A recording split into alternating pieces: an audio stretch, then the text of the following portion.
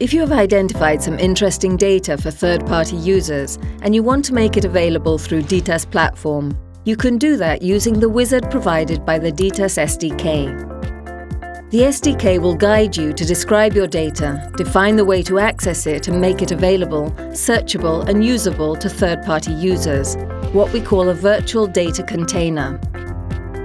You just need to write the VDC processing API using your favorite programming language to provide some endpoints to be called by the end users, and finally containerize it using Docker.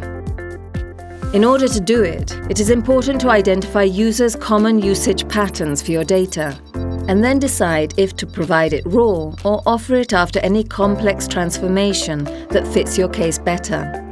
After developing your VDC processing API, declare the resources you are willing to make available to end users. Those are usually virtual machines on a cloud computing provider and will be used by DITAS framework to place data or computation if necessary to comply with end users' applications' SLAs. Finally, the last step of the SDK is to assist you in publishing the data to the DITAS repository. Your dataset is now accessible to allowed users.